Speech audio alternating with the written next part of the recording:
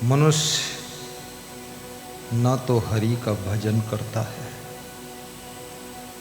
और ना तो उसकी आदत छूटती है। मनुष्य तो एक है परंतु इसमें आदतें अनेक हैं।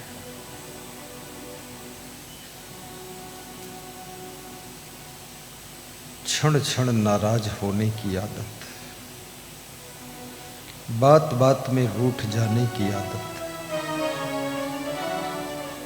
गुस्सा करने की आदत, अहंकार दिखाने की आदत, क्रोध में रहने की आदत, आलस्य करने की आदत, झूठ बोलने की आदत, ज्यादा आराम करने की आदत, 12-12 घंटे सोने की आदत, 20-20 घंटे जागने की आदत,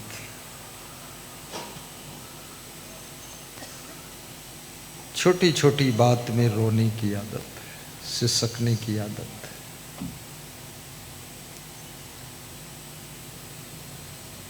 आलस्य करने की आदत, डरने की आदत, भयभीत रहने की आदत, गंदगी करने की आदत, व्यवस्था बिगाड़ने की आदत, नशा करने की आदत, बीड़ी पीने की आदत, दारू पीने की आदत, अंडा मुर्गा खाने की आदत, चोरी करने की आदत, शादी हो गई फिर भी बेविचारी करने की आदत, फिर भी छिछोरेपन की आदत, दूसरे की औरत को घूर कर देखने की आदत, दूसरे के पति को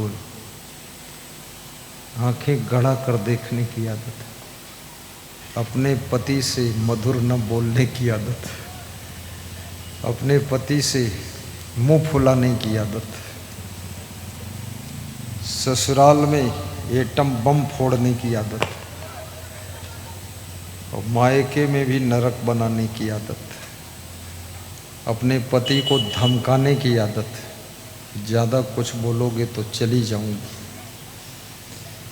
पत्नी को डराने की आदत कि समझती नहीं कुंभ मेला आने वाला है, बाबा जी बन जाऊंगा, चला जाऊंगा, लौटूंगा नहीं प्रयागराज से, धमकाने का आदत, फैशन करने की आदत,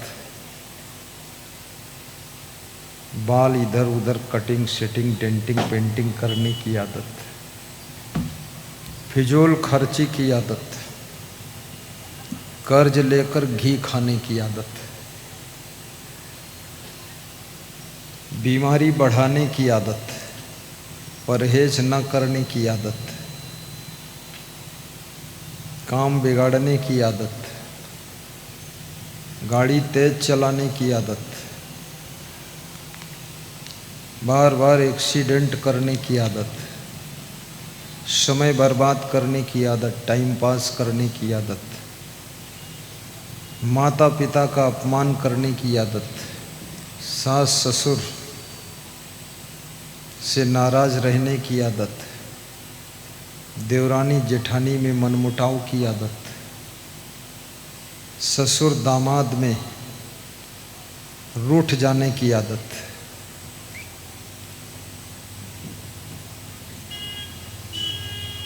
नाना प्रकार की आदतों में बंधा हुआ एक इंसान परेशान रहता है। डायलॉग बोलने की आदत,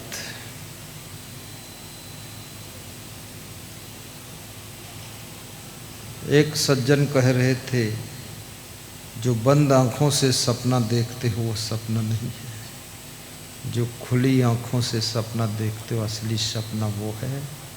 वो सपना को साकार करने के लिए नींद को त्याग करना पड़ता है, तब वो सपना साकार होता है। लेकिन मैं कहता हूँ बहुत ज़्यादा सपना देखो ही मत।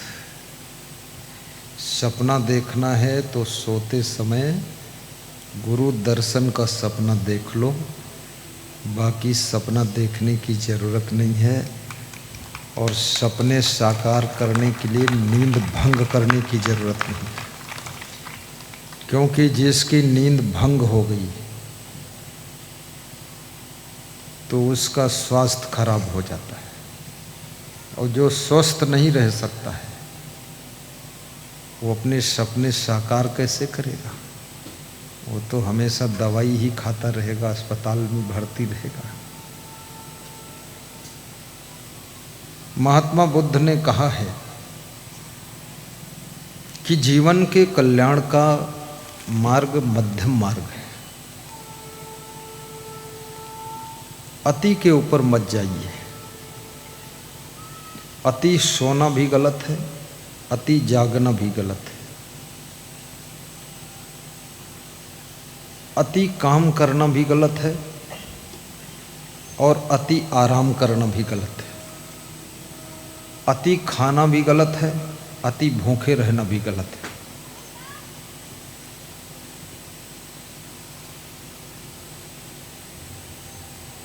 हर चीज अति, जहाँ पर मनुष्य अति करता है वहाँ पर उसकी क्षति होती है, दुर्गति होती है। इसलिए अति से बचो, अति नहीं करना है।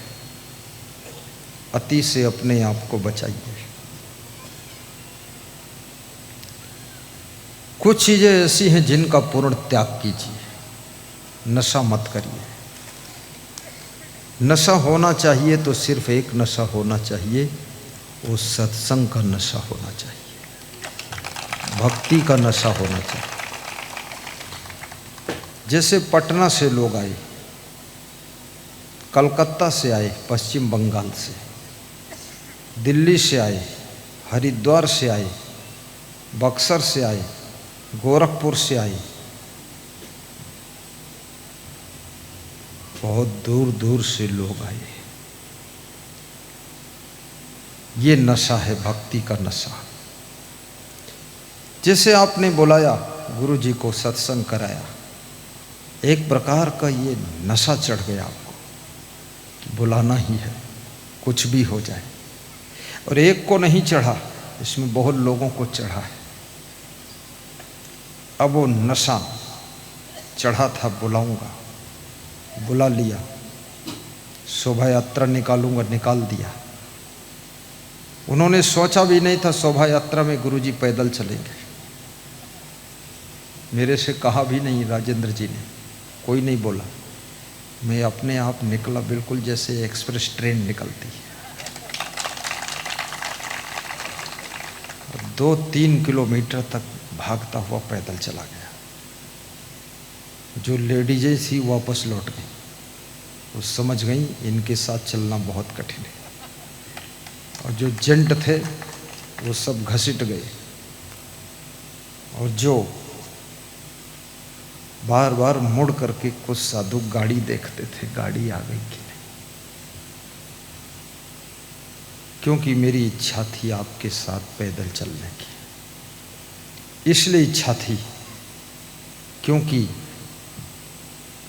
मैं बिहार की धरती पर चरण रखना चाहता था, पैदल चल दूं। और मैं भी आपके साथ साथ चलकर ये एहसास किया कि पैदल चलने से क्या लाभ है, क्या हानि है। पैदल चलने से एक बहुत बड़ा लाभ हुआ। क्या हुआ? हड्डी मजबूत हो गई। तो क्या एक ही घंटे मजबूत हो गई? धूप लगने से हड्डी मजबूत होती है। इसलिए शरीर में कभी कभी तेज धूप भी लगना चाहिए। आपका शरीर 4 चीजों से चार्जिंग होता है। धूप, धूल, जल और हवा। इसलिए आपके शरीर में कभी कभी हवा भी लगनी चाहिए। ये जो बाहर की हवा चल रही ना, ये लगना चाहिए।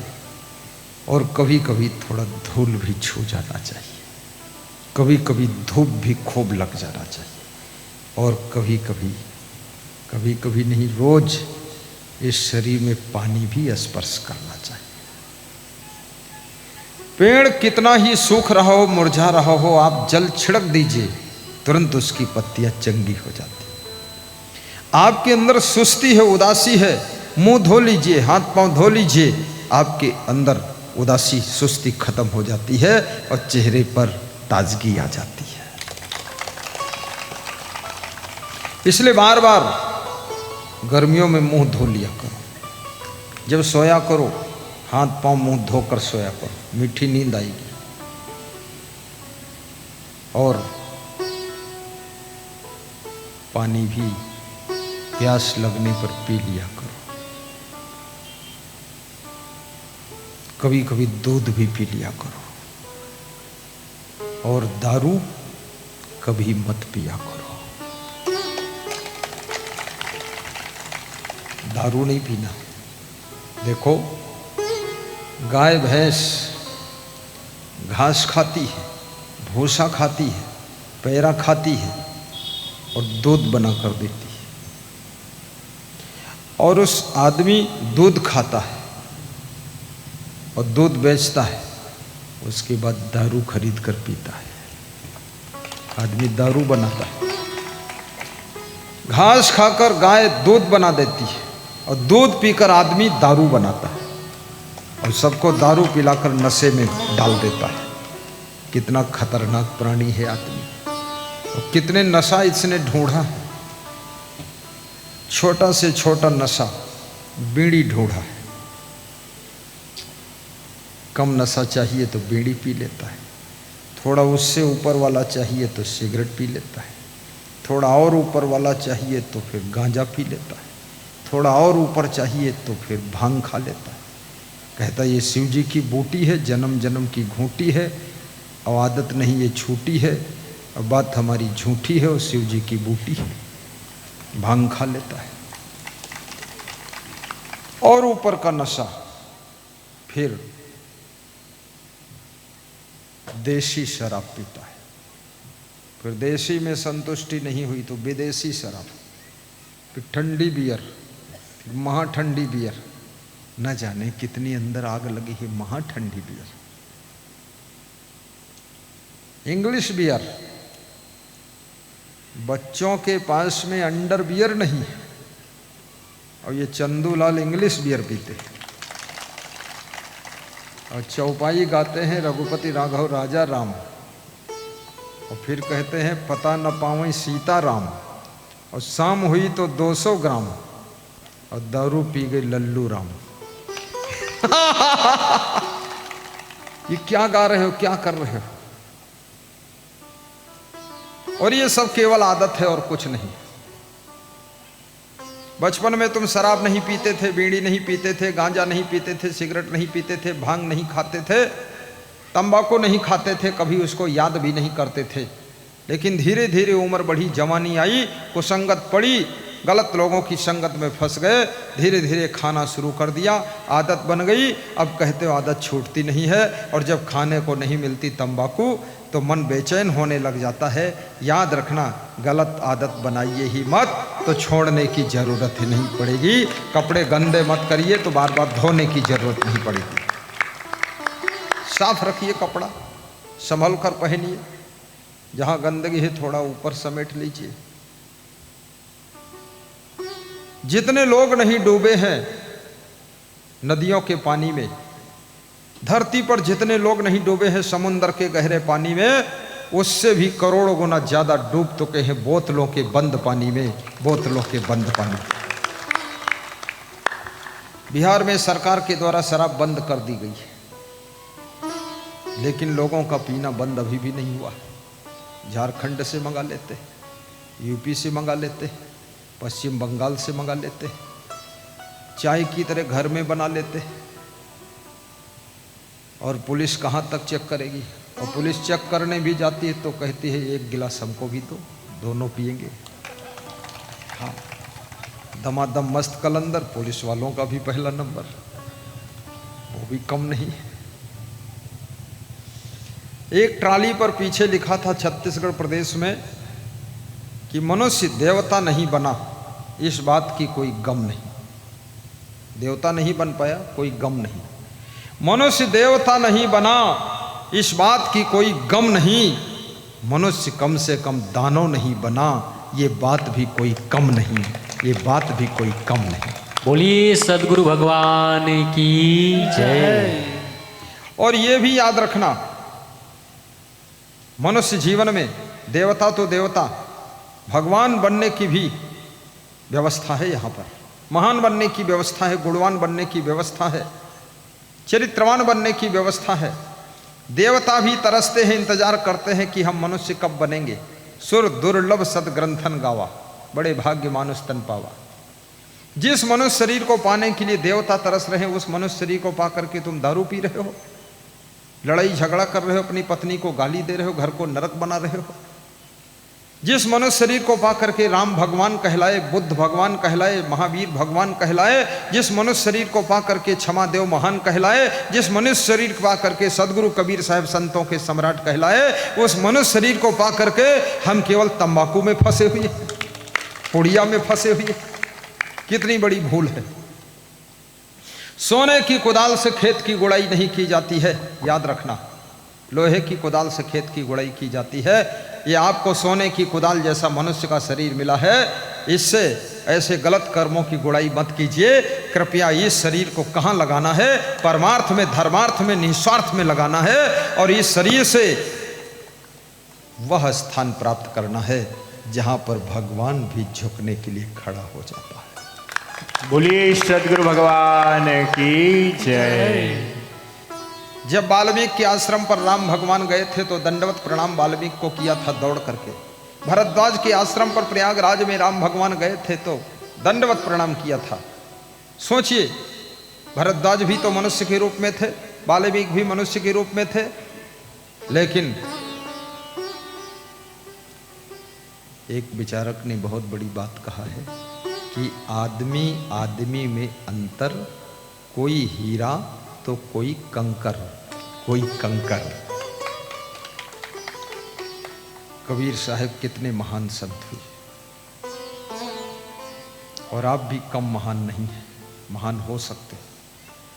सब मांस मछली अंडा मुर्गा शराब बीड़ी सिगरेट गांजा चरस तंबाकू दारू सब छोड़िए, सुंदर स्वभाव बनाइए, सुंदर चरित्र बनाइए, सुंदर कर्म कीजिए, अच्छे इंसान बनिए। आप देखिए जन जन के दिल में ये आवाज़ उठने लगेगी कि वो तो बहुत महान व्यक्ति है, वास्तव में महान है, सब कहने लगे। कितनी स्त्रियों को कहते सुना है कि हमारे पति जी भगवान तो नहीं है लेकिन भगवान जैसे लगते ही है, क्योंकि इनमें गुण बहुत है। और कितने पुरुषों से मैंने सुना है कहते हमारी जो पत्नी है, अरे क्या बात गुरुजी, लक्ष्मी जी को तो हमने देखा नहीं लेकिन मेरे घर की ये साक्षात लक्ष्मी है, इसने घर में सब शांति बना रखी।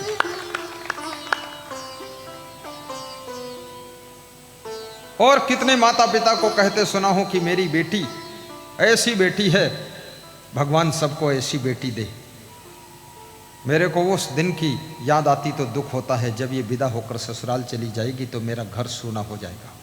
इस बेटी में कितने गुण हैं। ये रंगोली बनाती है, पर्दे ठीक करती है, साफ सफाई करती है, मोबाइल में हर समय बिजी नहीं रहती है और पढ़ाई भी अच्छी करती है, भोजन भी फट से बना देती है, नाश्ता बना देती है, नाराज नहीं होती है और माता पिता के पास में बैठ करके मीठी मीठी बातें भी करती है। ये बेटी नहीं है, ये तो पंच कन्या में से एक कन्या पैदा हुई है। कितने गुरु लोगों को मैंने देखा, उनको ऐसे शिष्य मिले हैं, महान शिष्य, और उन शिष्यों के साथ में गुरु भी मंद मंद मुस्कुराता रहता है।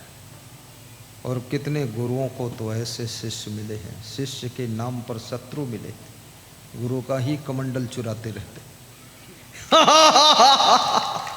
और मन में सोचते रहते ये गुरु कब मरेगा, इतना बुढ़ा हो गया, अभी हट्टा कट्टा बैठा है, इसकी मृत्यु कब होगी, सीट खाली करे तो मैं गद्दी पर बैठूं। और किसी की गद्दी पर बैठने की इच्छा रखने वाले लोग स्वयं बहुत रद्दी होते हैं, स्वयं बहुत रद्दी होते हैं। किसी की गद्दी की जरूरत ही नहीं है, सोने चलिए तो गद्दा की जरूरत है, किसी की गद्दी की आवश्यकता नहीं है। सबसे बड़ी गद्दी है मानवता की गद्दी, सबसे बड़ी गद्दी है सेवा की गद्दी, सबसे बड़ी गद्दी है परमार्थ की गद्दी, धर्मार्थ की गद्दी, भक्ति की गद्दी, और सबसे बड़ी गद्दी है, याद रखना, वैराग्य की गद्दी साधु के लिए सबसे बड़ी गद्दी है। किसी की गद्दी लेने की जरूरत ही नहीं है। मैं एक बार जामनगर गया था गुजरात में, वहाँ के महंत ने कहा मेरी गद्दी ले लो, 200 एकड़ ज़मीन है, 200-400 गायें हैं, हॉस्पिटल है, ये है वो है। तो मैंने सिर खुजलाया, हमने कहा गद्दी, हम तो गद्दी लेंगे नहीं। बोले तुम्हारे गुरु के पास क्या? हमारे गुरु के पास गुरु है और क्या है, गुरु के पास और क्या लेना। गुरु का धन दौलत देख करके जो उसको गुरु बनाता है वो गुरु बनाने नहीं गया है, वो कुछ दूसरे जुगाड़ से गया। याद रखना, अपने नियम संयम की गद्दी पर विराजमान हो जाइए। आपकी प्रतिभा, आपकी आभा, आपका औरा और आपकी गुणवत्ता और आपका रहन सहन, तुम जिधर जाओगे उधर ही गद्दी बनाता चला जाएगा, सब गद्दी ही गद्दी हो जाएगी। इसलिए कभी गद्दी का लालच शिष्य को नहीं करना चाहिए। और ये भी याद रखना, वह शिष्य महान है जिनको अपने गुरु से बहुत प्रेम होता है। वह स्त्रियां पूजनी है जो अपने पति का ध्यान रखती है और पति की आयु बढ़े इसलिए पति को चिंता नहीं देती है, बल्कि पति को खुश करने के लिए हर कार्य करती है। वह स्त्रियां केवल नारियां नहीं हैं, वो नारी नहीं, वो नारायणी रूप है। और ऐसी नारी जिस घर में रहती है वो घर देखने में तो घर लगता है, परंतु सच में वो घर मंदिर होता है, वो घर मंदिर होता है। तालियां जोर से बजाइए, ये महादेव का स्थान है। महादेव कोई मामूली नहीं थे, महादेव नृत्य भी करते थे, डमरू भी बजाते थे, और महादेव त्रिशूल रखते थे। महादेव बड़े मस्त मौला थे। और महादेव का नृत्य आपने देखा? कभी नहीं देखा, देखना भी मत, तुम्हारे लिए नाचते भी नहीं, वो तो अपनी धर्म पत्नी को खुश करने के लिए नाचते थे। और महादेव सीखना है तो आप भी अपनी धर्म पत्नी को खुश करने के लिए थोड़ा कमर उमर हिला दिया करो, नाच दिया करो।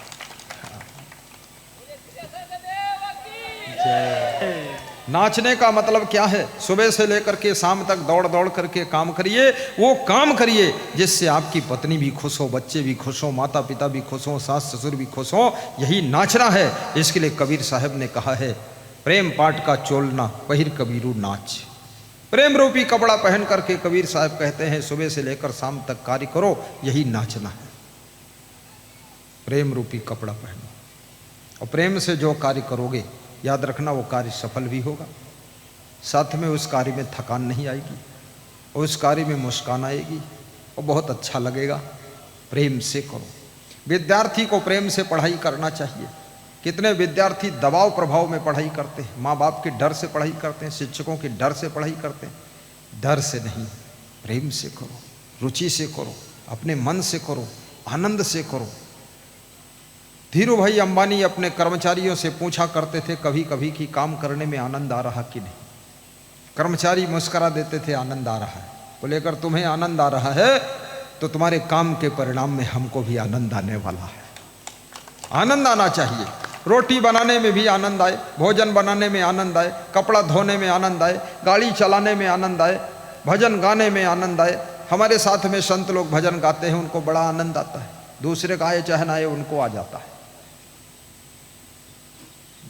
दो संत हमारी टीम में बहुत अच्छे गायक हैं, प्रेमपाल दास और सर्वेश दास। वो गाने को नहीं पाते हैं तो उनको आनंद कम आता है। जो गाने को मिल जाता है ना, अरे क्या बात है, आनंद आ जाता है। प्रवचन करने में भी आनंद आना चाहिए गाने में भी आनंद आना चाहिए। और जब आपको आनंद आएगा गाड़ी चलाने में, तो याद रखना पीछे बैठने वालों को भी आनंद आ जाएगा। और जब तुम गुस्सा में गाड़ी चलाओगे तो पीछे बैठने वाले जरूर भूसा हो जाएंगे, कहीं लड़ेगी वो, ये मरेंगे, गुझल जाएंगे। तो आनंद, शिक्षक को विद्यालय में पढ़ाने में आनंद आना चाहिए, खेत में काम करते समय किसान को आनंद आना चाहिए, झाड़ू लगाते समय महिला को आनंद आ जाना चाहिए, झाड़ू पोछा करते समय। जीवन में आनंद की कमी नहीं है, जहां तुम हो वहीं पर आनंद को पैदा कर सकते हो। ये तुम्हारे बुद्धि में कला है, विवेक में कला है। आनंद को तुम जितना बढ़ाना चाहो बढ़ा सकते हो, आनंद को मिटाना चाहो तो मिटा सकते हो। और परिवार में हंसी खुशी का वातावरण बनाइए और अपने परिवार को खुश करने के लिए बहुत सारी आदतों को त्याग करिए और गुरु के चरणों में बुरी आदतों को भेंट कर दीजिए, भेंट कर दीजिए। बोलिए सद्गुरुदेव की